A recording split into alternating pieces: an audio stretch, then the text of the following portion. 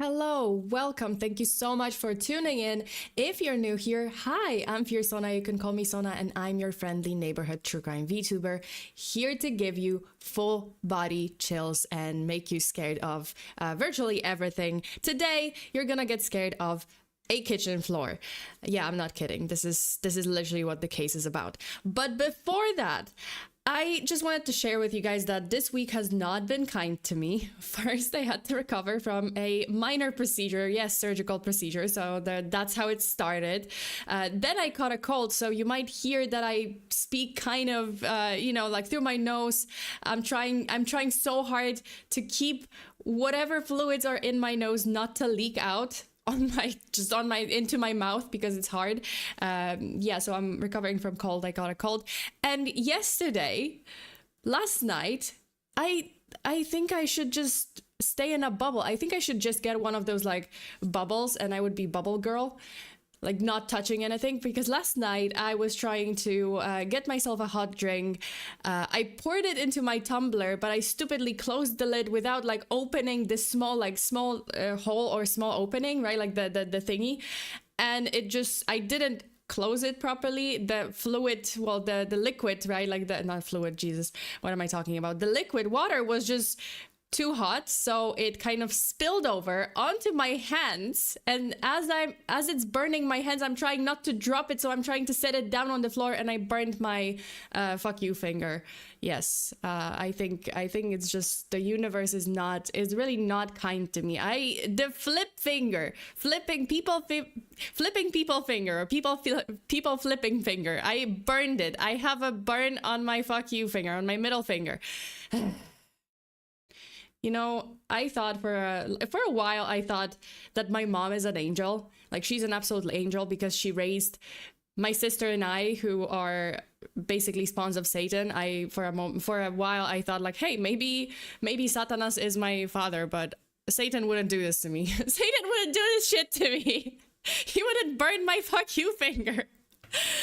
Oh god, FEARSONA, long time no see. Bright O'Neill, hi, long time no see, welcome back. Woe upon thee, I cast double tax rate, taxman. But yeah, I cannot believe this. Like, you can see, luckily I did like rinse my hand in water. Oh god. Joshua, thank you so much for the super chat. Thank you. I did, you need to be like 100%, you need to be 100% look after Sona. Jesus. But yeah, like luckily I rinsed my hand in cold water, and then I held like a cube of ice, so it didn't leave like a blister. But there is a mark, like you can, on my fingerprint. Jesus Christ, this fingerprint, I think CIA is gonna stop me at the border next time I go to the US, because my fingerprints do not match now, like especially now that I burned my fingertip. And it's not gonna, I don't know if it's gonna destroy my fingerprint per se, but there's a mark, so I don't know how that's gonna go. I'm looking at my finger right now, and the fact that it's a right hand middle finger, oh my god. Speaking of the CIA, there's been some exciting news recently, several, which I talked about on Patreon. If you were there, you know what I'm gonna talk about. Well, you don't know, because one part I didn't talk about, the first part. The second part, yeah, you do know. But if you are on Patreon, you probably know where this is going. If you were not, just buckle up. So CIA confirmed first, that's the first piece of news. CIA confirmed that Ark of the Covenant's existence. Well, CIA confirmed Ark of the Covenant's existence using remote viewing, resurfaced declassified docs claim. Listen, it sounds majestic, it sounds like, oh my god, this is breaking news. They found the Ark of the Covenant, right? That's important to so many people, and it's a legendary artifact, the holiest artifact that's basically God. And this leaked document, by the way, Joshua, thank you so much. You're not Sona, you're fake Sona. How am I fake Sona? Anyway, okay, so the holiest of the holy, the holiest of the holiest artifact, right? And apparently this leaked document says, wow, they located it. They had, CIA was running this experiment where they were using remote viewing, and they found the Ark of they confirmed the location of the Ark somewhere in Ethiopia, which, that's been a rumor for quite a while. Like, Ethiopia claims, the Church of Ethiopia claims that they have the Ark in their church in Axum. That's been, right, like, that's been a story for a while. The problem here is this.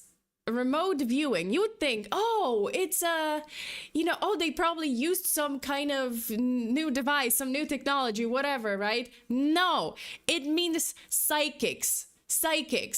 They use the psychic. Like, this is exactly what remote viewing, RV, is: a practice where an individual attempts to perceive or gather information about a distant or unseen target, such as an object, person, event, or location, using their mind alone. Psychic. This is what they meant. Everyone got excited for nothing. Psychic, a medium. Not sidekick, psychic. Sidekick, I need one. Also, IDK, thank you so much for the super. I burnt my left middle finger on a hot headlight bulb before, but my fingerprint went back to normal eventually, so don't worry. Hey, but the problem with this finger is that previously I also accidentally cut it with a razor blade, and it was a deep cut, and now I have a scar and on that finger. Man, that finger cannot catch a break. I can't catch a break. That finger cannot catch a break. What is going on? But yeah, so CIA, let's go back to this. CIA used a medium, a psychic, not sidekick, psychic, to locate the Ark, and they were like, yes, we located the Ark. It's somewhere in Ethiopia. Okay, so I went on a little bit of a rabbit hole exploration about the Ark of the Covenant yesterday, because of course I had to.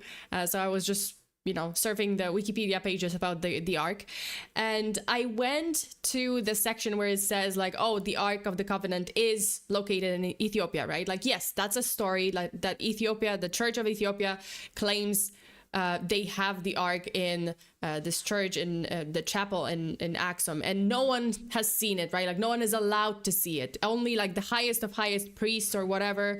So no one has ever seen it, right? Listen.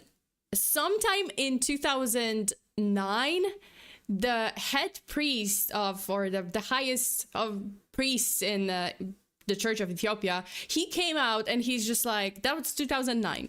He came out and he says, well, I am gonna unveil the Ark of the Covenant officially in front of everyone the following day, right? Tomorrow, I'm unveiling it. Okay, wait. Let me go back to. Okay, so this story is it has another. Okay, I missed another fact. So before 2009, there was this professor from like university. I don't know, somewhere in England or somewhere. Like, he was a professor of Ethiopian studies, so he's like an expert on Ethiopia, on everything. I don't know if he was from England or he was from Ethiopia. Anyway, but he went to Ethiopia and he claims that he saw the Ark they claim to have, and he was just like, yeah, it's nothing. It's a wooden box and it's empty. They don't have shit. This is not the Ark. This is not the legendary Ark. Which brings me back to the high priest of Ethiopia, Ethiopian church. So he comes out in 2009 and he says, well, I'm gonna unveil the Ark the following day, right? And he makes a huge deal about it. He's just like, yes, the unveiling, the official unboxing of the Ark, right? Comes the following day comes, right? Like, the next day comes, lo and behold, he says, actually, you know what? I'm not gonna be unveiling the Ark, but it exists. We have it. Trust me, bro. Source, trust me, bro. Like, just trust me. Oh, it's real. It's legitimate. That's all he said. That is all he said. That's great. So the Ark is very interesting. Well, it's very specifically described in the Bible how it's supposed to look like what it's made of. The measurements are described. Like, it's described that's why the replicas are so good. Like, they look so good because it's all described in the Bible, like in very detailed description, very just super, super details, super details. But Yeah, the priest was just like, yes, I'm gonna unveil it. Then the next day, you know what? I'm not gonna unveil it, but we have it, so just trust me, bro. Okay, and this brings me back to CIA, right? Like CIA has these leaked documents. They claim they found it, but they use psychics. This is not the first time nor the last that CIA did something questionable.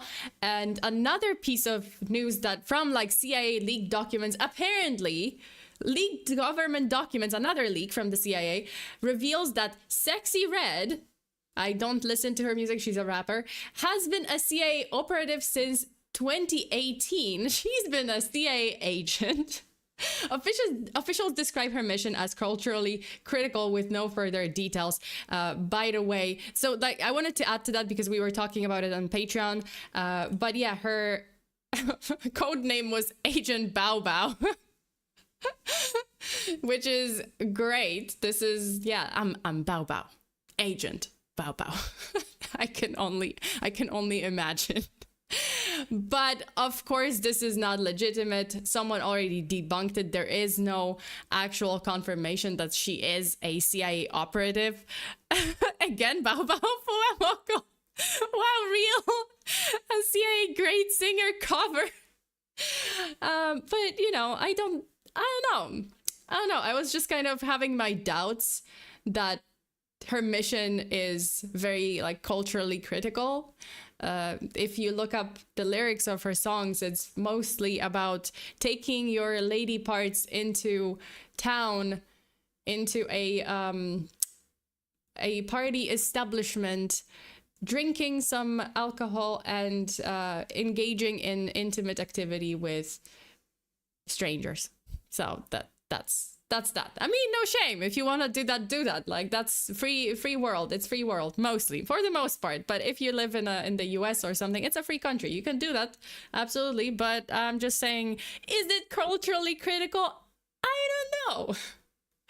I'm not feeling it. I'm not feeling convinced. But hey, Agent Bow Bow, you do you. You know, you do you have a mission. I guess, you know, all the best to you. I wish you the best. Okay. You can say Shregs. What? Ain't no party like Bow Bow is such an oddly specific code name. Okay, well it is not BAU, it's BOW, so BOW, right? Like Bow Bow. I don't know, Bow Bow. Well, that's I guess that's how I say it. Okay. That's it for the rant. Thank you so much, you guys. That's it for the stream. You know what? That's all for today. Thank you so much. Stay safe out there. No, I'm kidding. Let's talk about some cursed faces. Let's talk about the floor that started showing, like where cursed faces or ghost faces started showing in a certain small village in Spain. Ready? You guys ready? Turn off your light, make yourself comfortable, grab a hot beverage, and let's get right into it. Let's do this. So, what if I told you that in a small Spanish village, a face appeared on a kitchen floor, and no matter how many times it was cleaned, destroyed, you know, altered, painted over, it just kept coming back. This sounds like a setup from a horror movie, right? But it isn't fiction. This is actually real, and this case is a case of the faces of Belmez, one of the most baffling paranormal mysteries of the 20th century. Now, unless you're really into paranormal investigations, you've probably never heard of Belmez de la Moraleda. Sorry, I failed at, you know, I'm a failure. But Belmez de la Moraleda is a small, quiet village in Spain, not exactly the kind of place you would expect to become the epicenter of one of the most bizarre supernatural mysteries of all time. But in August of 1971, that's exactly what happened. So it all started in the home of this, like, random lady, you know, this nice lady with her children, with her family. Her name was María Gómez Cámara. Oh, sorry, Pereira. What am I talking about? María Gómez Pereira. One day, Maria noticed a strange stain on her kitchen floor. No big deal, right? floors in the kitchen get stains all the time, but this one was definitely different. Over the next few days, whoosh, no! Why did I? Oh God, I am definitely messing up everything. Jesus. Yes, I switched to I switched to ending screen. Goodbye. Wrong one. I switched everything. Okay. Back to the story. Sorry. I know there's scuff. There is a lot of scuff. No, stream ended. No. We're still here. We're still here. God. We're still here. Jesus, I can't speak today. I can't do anything. Okay, back to the story. So this stain, as I said, it was different. Over the next few days, right? Like over the next few days, Maria tried to, clean it. At first she didn't try to really clean it. She just kind of ignored it, right? Like she was like, it's not a big deal. It's not really, I don't have to worry about it, right? Like I'm gonna clean it later. So over the next few days, the stain, like she noticed that the stain began to shift, taking on the shape of a human face. And this is one of the faces. This is the La Pava face. I don't have the picture of the first face. This one is actually the second face, but it was kind of the same. This is the face from the floor. And even creepier, the face didn't just stay there. It didn't just sit there. It seemed to move. It seemed to be changing positions as if it had a mind of its own. And like any rational person, Maria tried scrubbing it away, but no matter how hard she cleaned, the face just refused to budge. Well, budge. So the face just refused to budge. And that's when her husband, Juan, and their son, Miguel, decided they'd had enough. What? What's wrong with your face? What? So the face just refused to budge, right? Like it didn't, it refused to, I know. Oh God, I am just digging my own grave here. It refused to budge. It refused to be cleaned, right? And that's when Juan and Miguel decided they had had enough. They were creeped out by the face. They were just like, it's not going away. This is creeping us out. The face is changing. The face is moving. Like, this is creepy. It's just scary. Okay, it's kind of, their method was a little bit much to me. It's like, whoa, okay. But they basically grabbed a pickaxe and tore up the floor. They were just like, enough is enough. That's it. We've had enough. This face has to go. Is this like the Jesus toast? Oh, probably. Yeah, something like that. Like one of those, right? Like Jesus, like the whatever what is it? Oh God, I don't want to like the man, I sound like a broken recorder.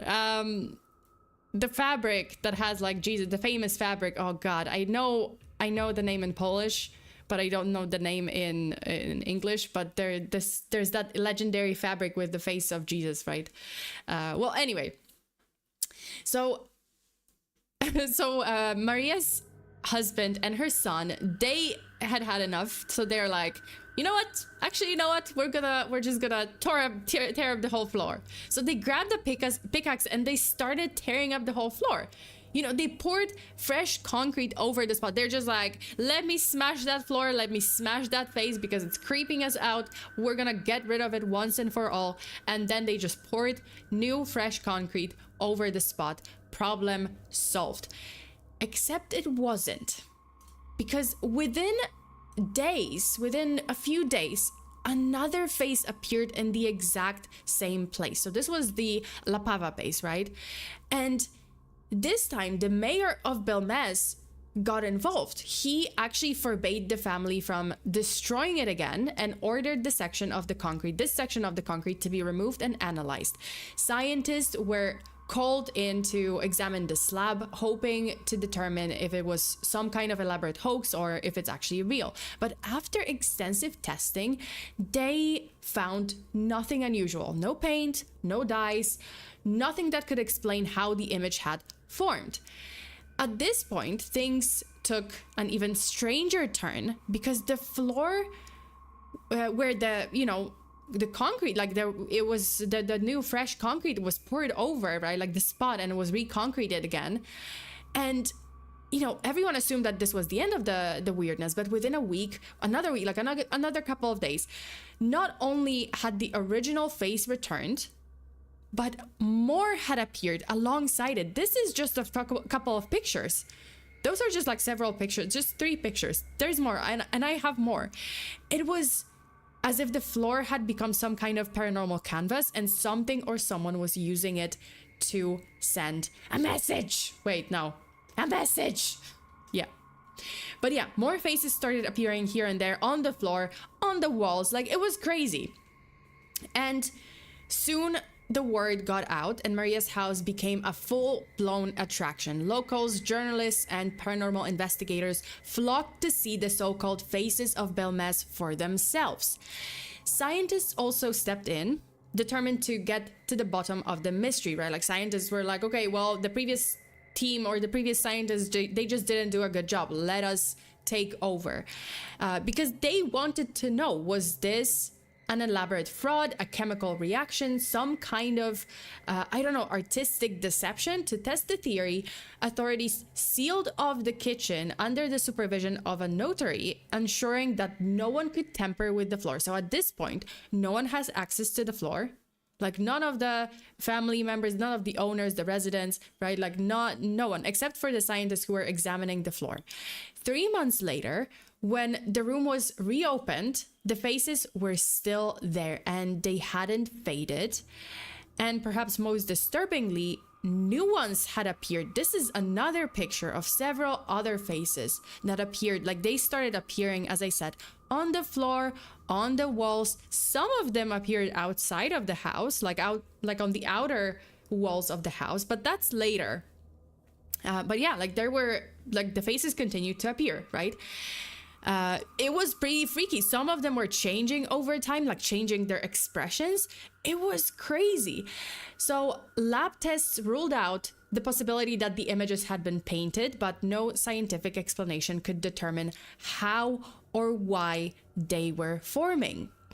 But here's where it gets even crazier. Those, like, first few faces, you would think, like, okay, well, a few faces appeared, right? Like, we only have a few pictures, yes, but it's not a few faces. This was just the beginning. Over the years, more than 1,000 different faces would appear. 1,000 faces. Not just on the kitchen floor, but like on the walls, in other rooms. As I said, even outside on the pavement, the house became a magnet for visitors. This is actually the La Pava face, and it was originally on the floor, but then it was cut out, right? Like, for examination, and it was like embedded into the house's wall. But yeah, there were other faces like on the wall. So yeah, like, the house was now a tourist attraction, right? Like, magnet for visitors from all over the world, each hoping to catch a glimpse of the phenomenon, see a face, with their own eyes. And Bélmez, once this little ordinary village, had become ground zero for one of the most like puzzling paranormal events in history. And then in 1991, the mystery took a chilling turn. An excavation beneath the house revealed something shocking. Human remains buried right under Maria's kitchen.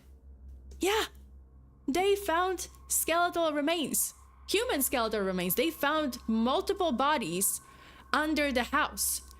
Also, Joshua, thank you so much for the supa. This is crazy. Like, you have all those faces that appear on the floor. It started in the kitchen. And now that you've excavated, like, under the house, around the house, they found human remains.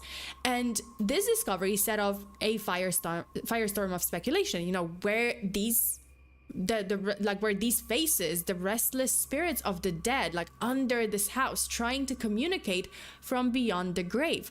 Was this the reason the faces kept happening, or was it just an eerie coincidence? Because everything's possible, right? Like, they kind of determined that, the house was built on top of a cemetery or something, and yeah, like there were multiple human remains. And Joshua says, scary if the owner's face would be on the floor. No, not her face. Like her face. Oh, you mean like the previous owner? Oh, yeah. See, I don't have that information. I don't think there was like it was specifically mentioned that, oh, the previous owner's face appeared on the floor. But yeah, but there were multiple faces for sure, and multiple human remains under that house. Okay, so the exact origins of the bones remains unclear. And like, yes, some of them said like, oh, it was a cemetery, but some of them said no definitive link was ever established between the remains and the phenomenon. But for many believers, this was all the proof they needed that something paranormal was happening inside that house.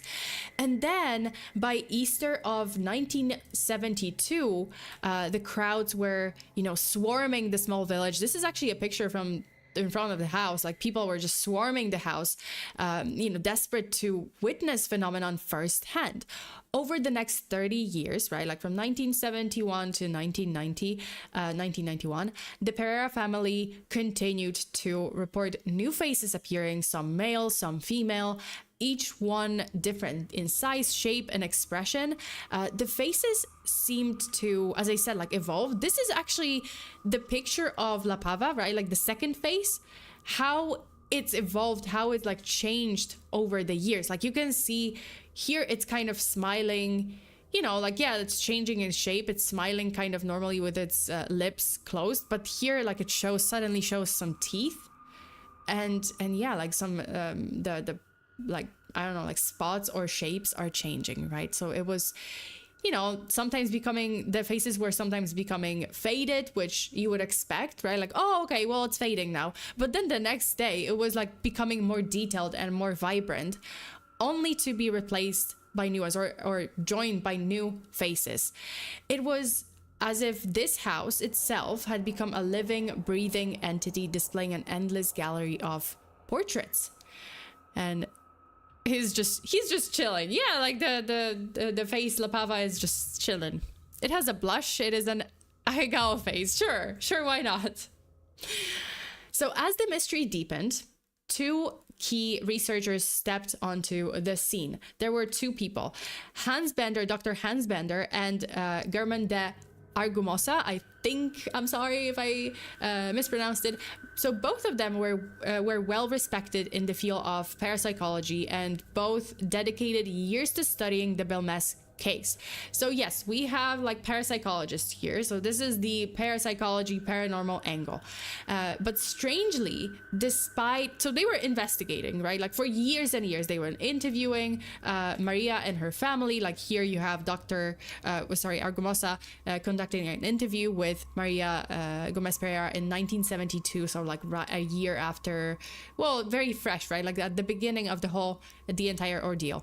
But strangely, despite their extensive involvement in the case, neither of them ever published an official report on their findings. So this is kind of like, okay, well, you were investigating this case. You claim that it's something supernatural, something paranormal. Why aren't you publishing your findings?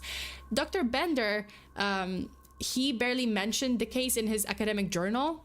And then Argumosa, a Spanish parapsychologist who spent 2 years investigating the phenomenon, never formally documented his conclusions. So it's kind of like, okay, well, then what was the point of this? Like, yeah, you were investigating this case, but then what was exactly the point? However, Dr. Bender did make one intriguing statement. He noted that certain faces, which had been sealed under the transparent like plastic or plexiglass for observation, continued to change while under seal. So this was a sign that no one was tampering with the faces. It was strong evidence that the faces were not being tampered with, were not being edited or like, kind of tweaked. And it could have the faces could have a paranormal origin.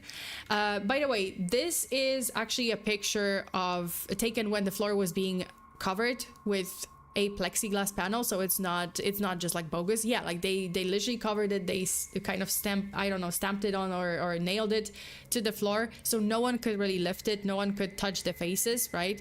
They made sure that during the investigation no one could tamper with the faces. Meanwhile, scientific investigations were underway, right? Like, so we have the paranormal, we have the parapsychology, paranormal angle, but now we go to the scientific angle. In 1990, researchers from the Institute of Ceramics and Glass, so ICV, analyzed samples from 2 of the Belmez faces, and their findings, no traces of paint or pigments. However, the critics noted that the study lacked crucial details such as which faces were analyzed and exactly what type of chemical testing had been performed. And then another theory emerged: chemical manipulation. Some experts suggested that oxidizing agents, household chemicals like bleach or acid, could have been applied to the concrete, reacting with the minerals to create darkened areas that resembled facial features, right? So we have some chemical reaction with some pretty common household items, bleach and acid. And this theory seemed to make sense, especially since like these faces often displayed reddish brown tint. Like you can see it kind of here, right? Like I don't have a lot of pictures in color, like most of them are in black and white, but yeah, like you can see kind of like reddish brown tint. And this was their argument, right? Like the faces often displayed the reddish brown tint, which was consistent with oxidation. Plus, the fact that the images faded and then reappeared over time could be explained by the just gradual breakdown of the chemical reaction and its potential reapplication. So they kind of were accusing, sort of, Maria of like, hey, you were reapplying those faces, you know, over time. Whenever they faded and suddenly they were super sharp and super, you know, like the pigment was very strong. Yeah, she painted them over. But the skeptics didn't really stop there because they're like, okay, we don't have enough evidence to say that this was a hoax. They also pointed to oh god, I was going to say something a different word that YouTube would probably ban, or YouTube would ban this video because I can't pronounce this. But the word is pareidolia. Wait, where are my many slides? Dear God. Okay, pareidolia. This is what I mean. So pareidolia is a phenomenon where the human brain, or the human brain's tendency to see faces in random patterns. You've probably experienced that before, right? Like if you look at something, at clouds or at stains or something, you have probably experienced it before, where you kind of think like, oh, this kind of looks like a human face. This kind of looks like face. So this is called pareidolia.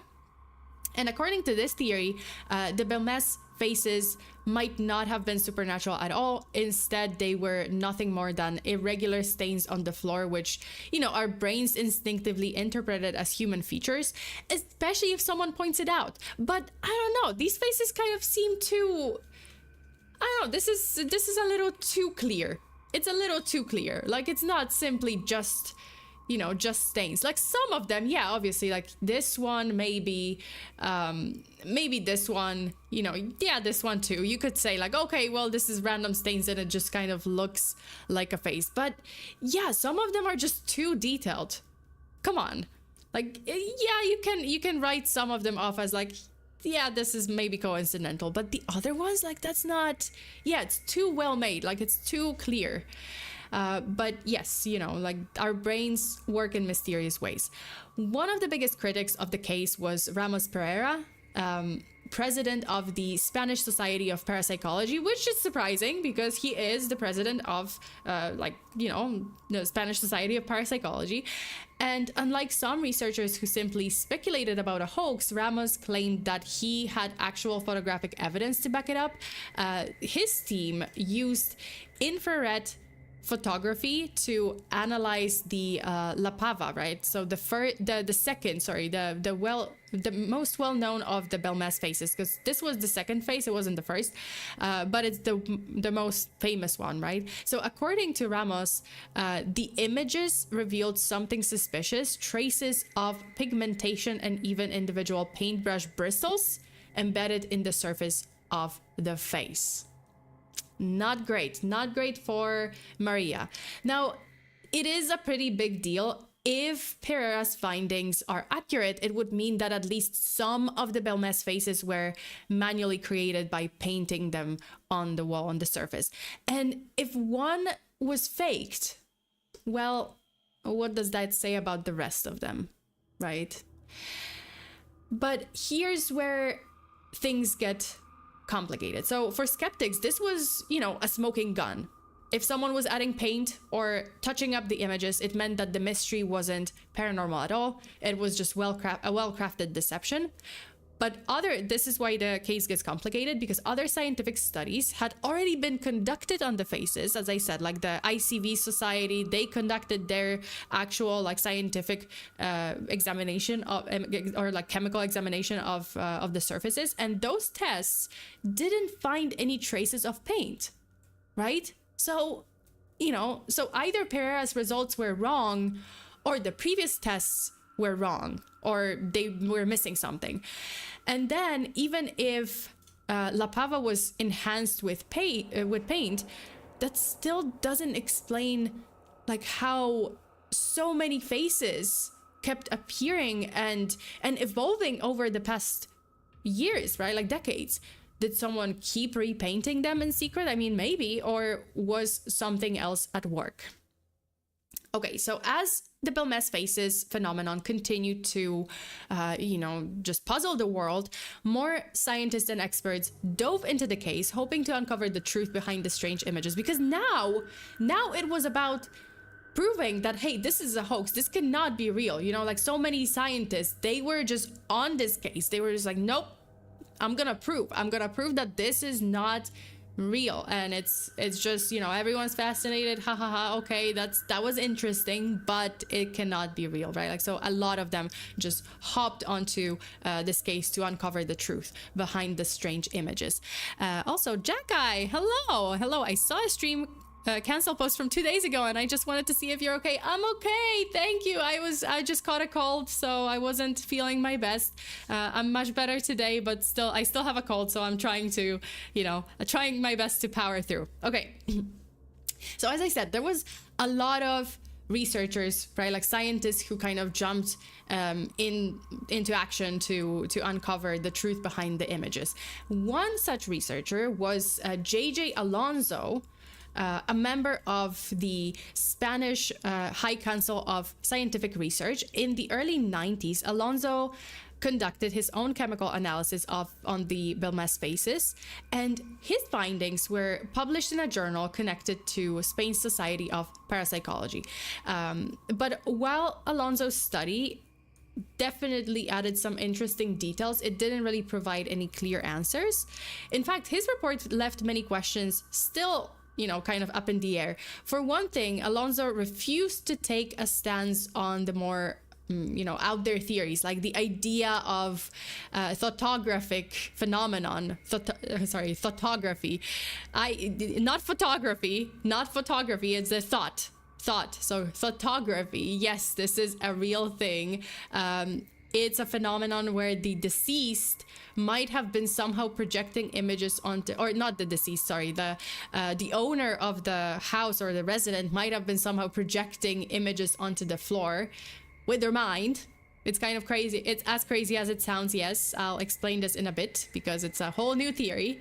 We have another. I think there's gonna be a CIA documents leak about this, and CIA is gonna be like, oh yeah, Maria totally was, doing affirmations and visualizing the faces, and it just projected. She was like a Apple projector, or she was like a LG projector.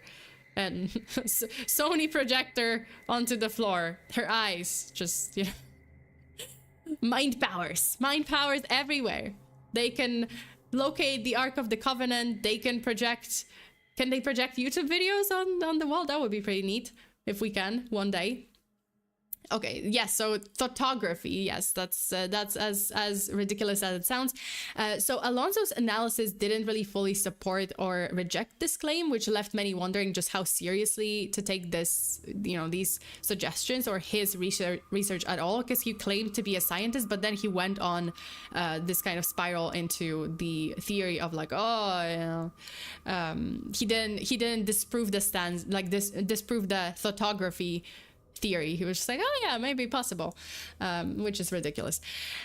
However, one thing Alonso did confirm was the presence of the melanocratic compound in the concrete. So a term that refers to a dark colored substance, which could suggest that the cement used in the floor was special in some way, right? Like, as I mentioned, there were just like those stains. Some of them had like darker stains, darker pigments, and yeah, like they were just like, oh, maybe brown colored or red brown.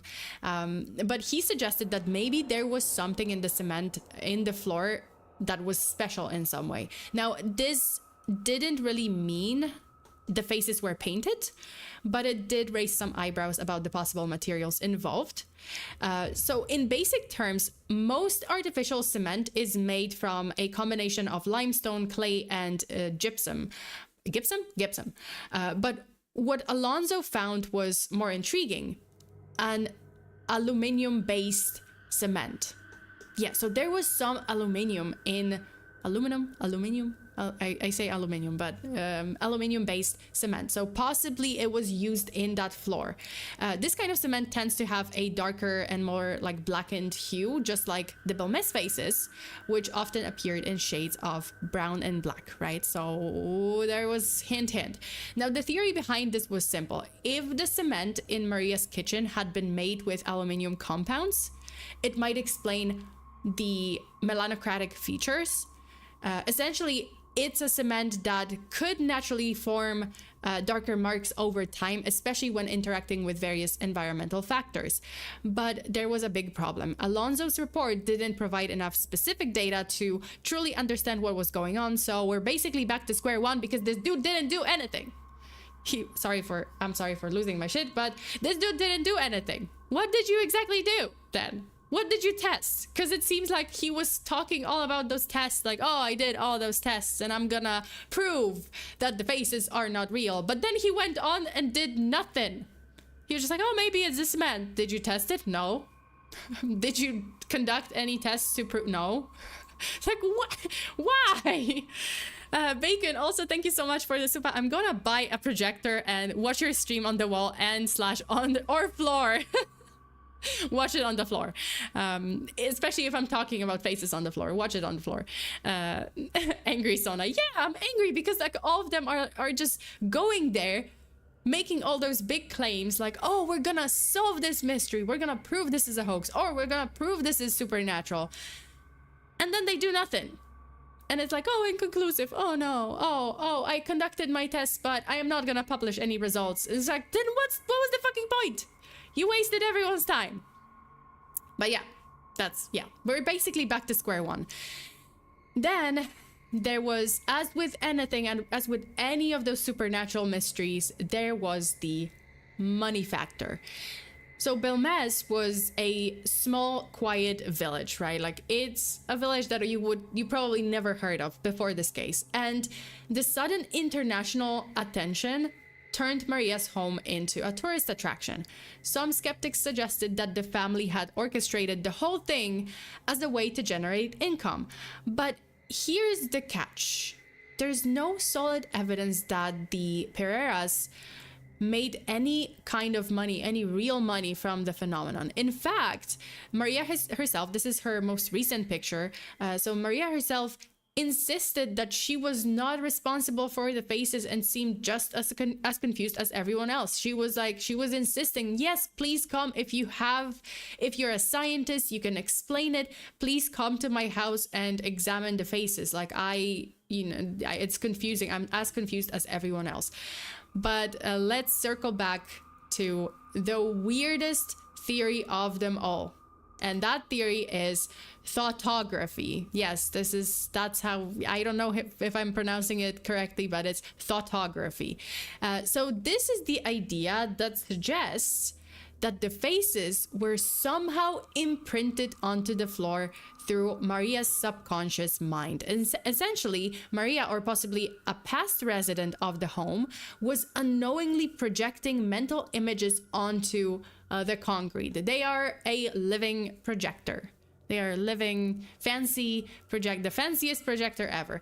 But photography is a very controversial, for a good reason, very controversial and mostly unproven concept, because what the fuck?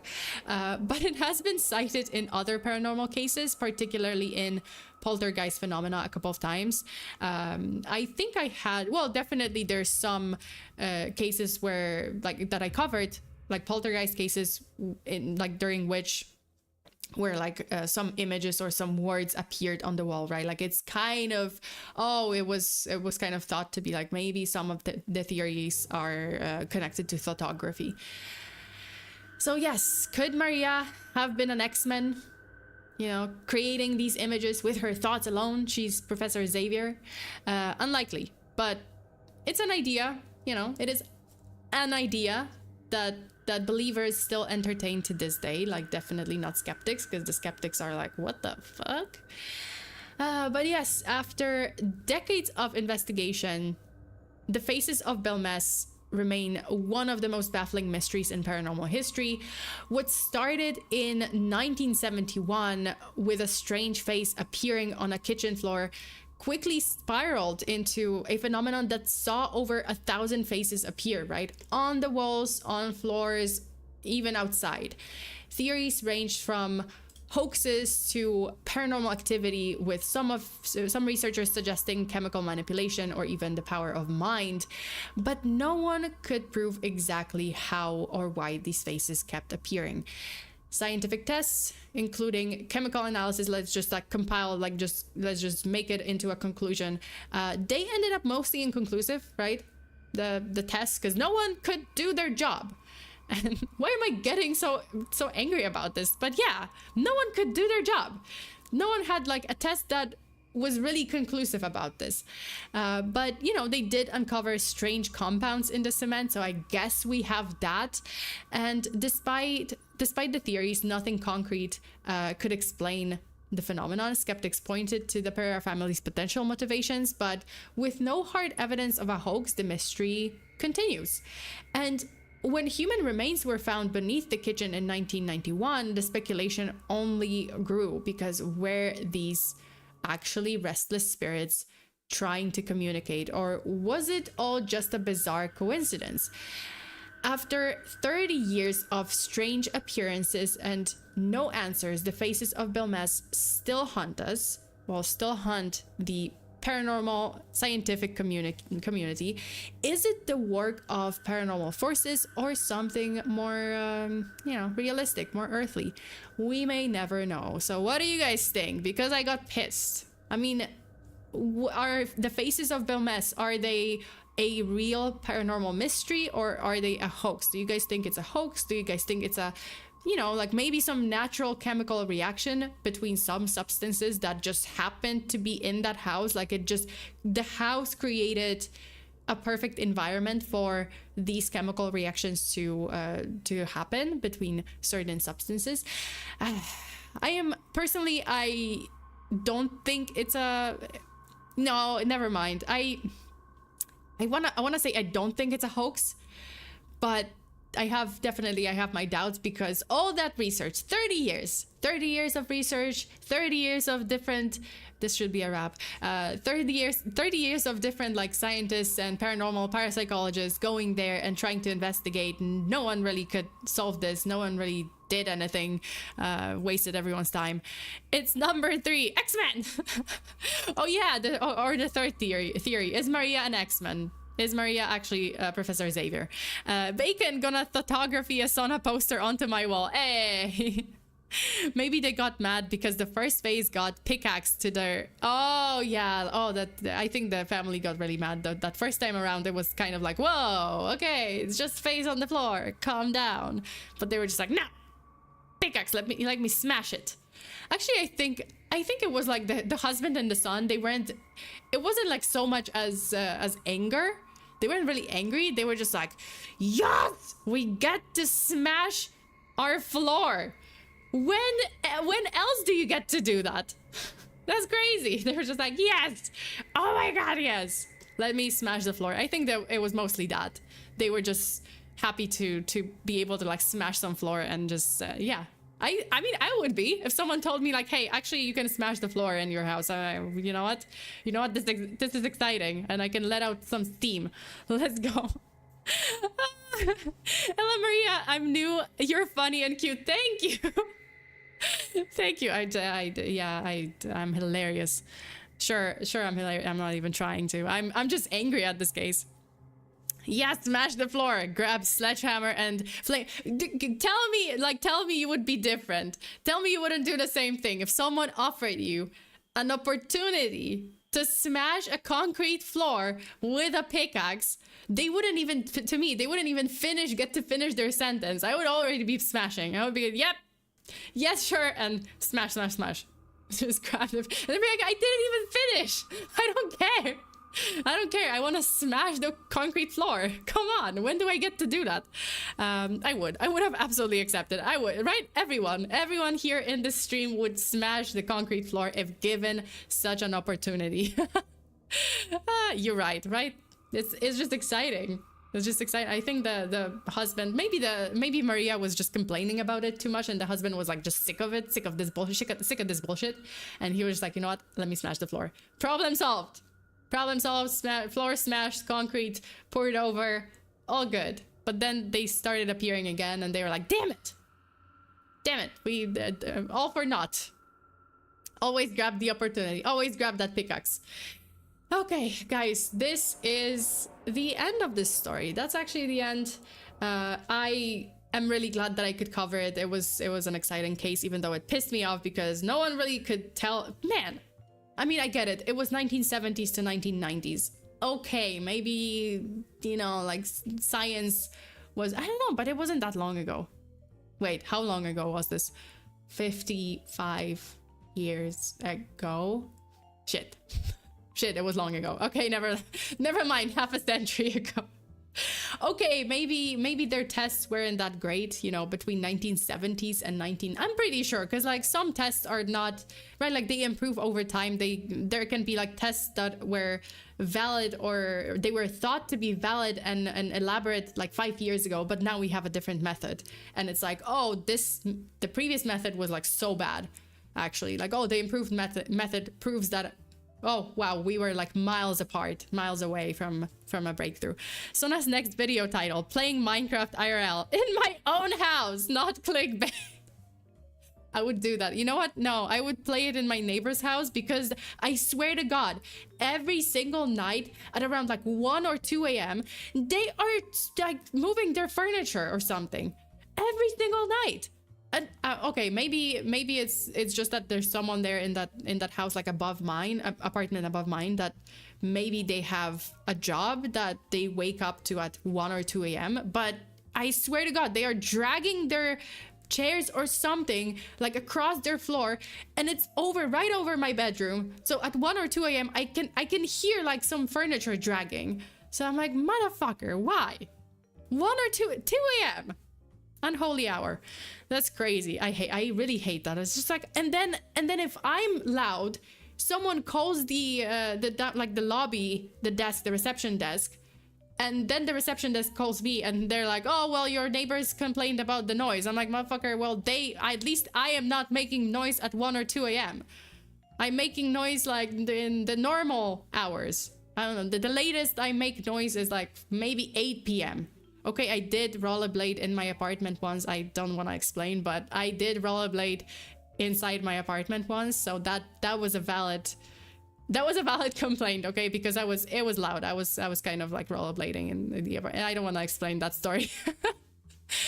But yes, I did get one valid complaint. The other complaint's not valid. And I never complain, even if they do drag their furniture. I'm curious. Okay, so I was okay, listen, Sona Lore, I was teaching a friend rollerblading and I just wanted to demonstrate because they didn't want to learn outside. Like they didn't want to learn in front of other people.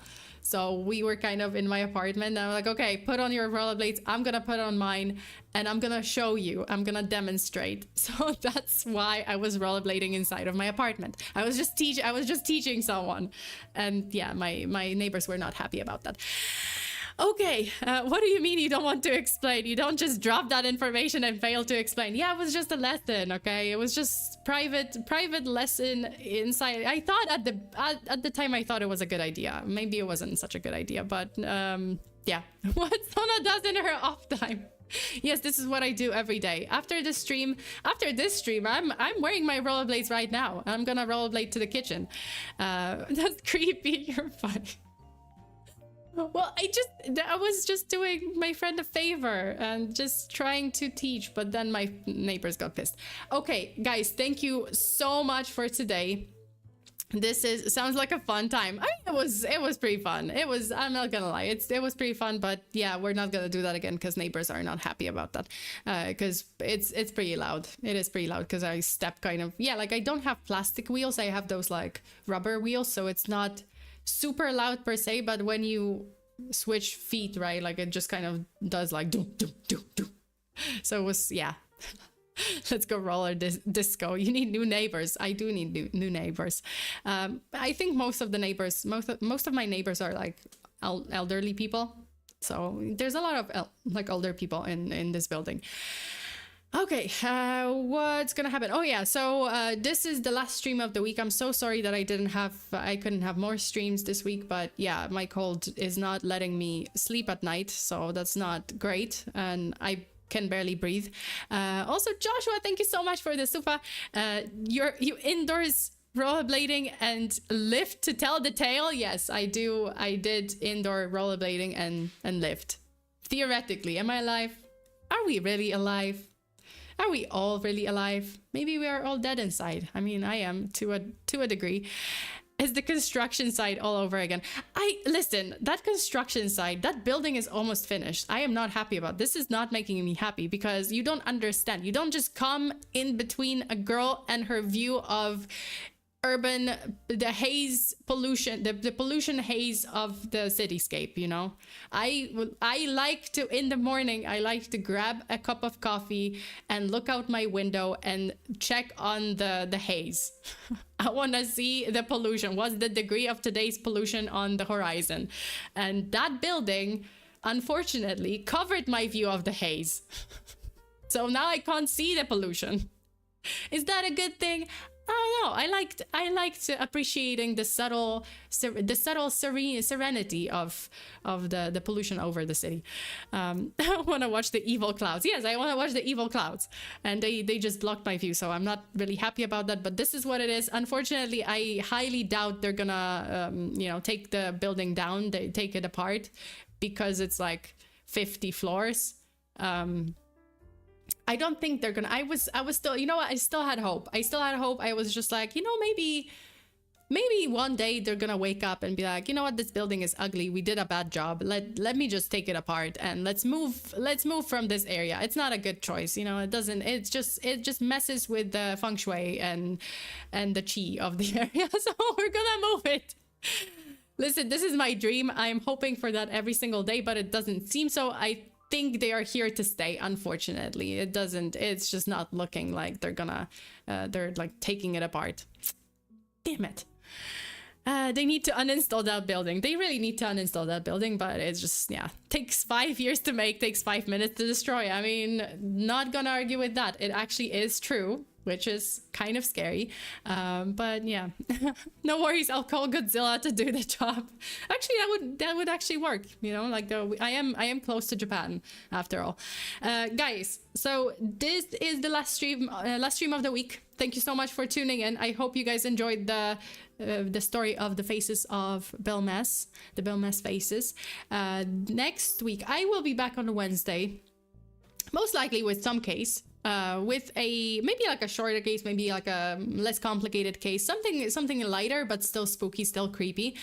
So I'll be back on Wednesday.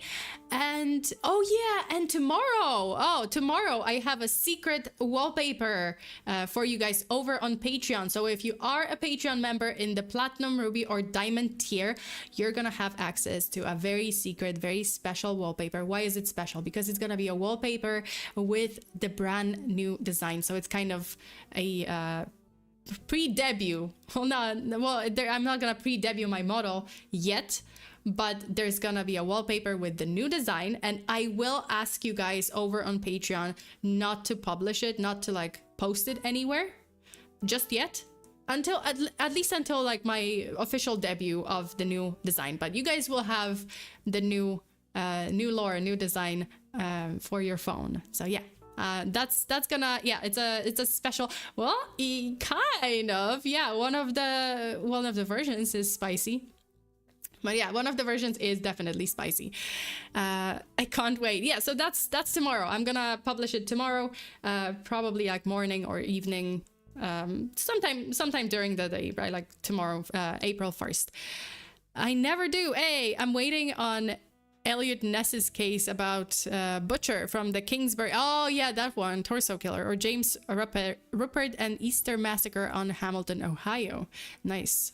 Well, there's a couple of those cases, right, like that I have on my list, so we're definitely gonna get to some of them. A little bit of spice. There's gonna be a little bit of spice. Yes. Well, I mean, actually, there's gonna be a lot of spice. So there's gonna be like 2 versions of this wallpaper, so you guys will see.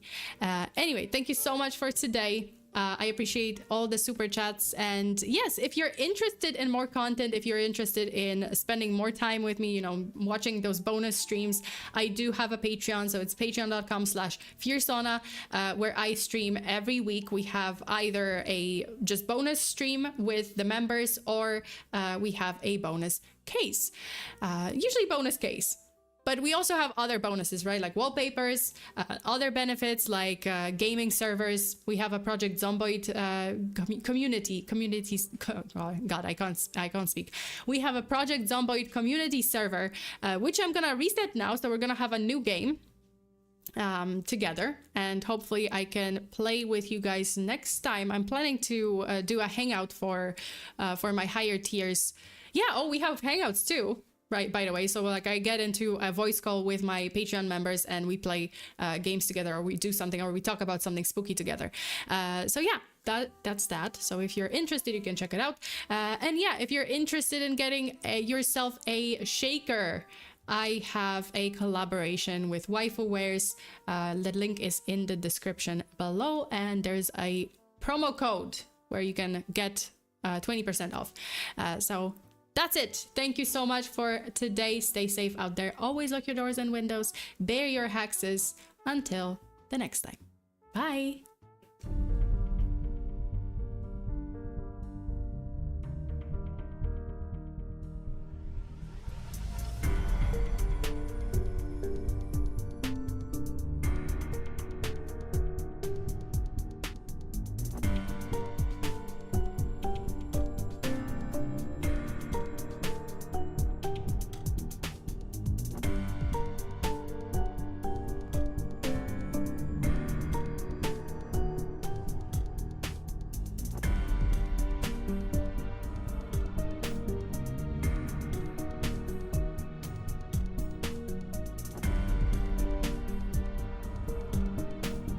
Joshua, thank you so much. Have a nice day yourself as well. And do I have a... it takes about 0.2 seconds for your brain to understand the light that reaches your eyes. So for 0.2 seconds, we are in the dark. We're all in the dark at all times. That's a fun fact. Thank you so much for today. I'll see you guys next time. Bye.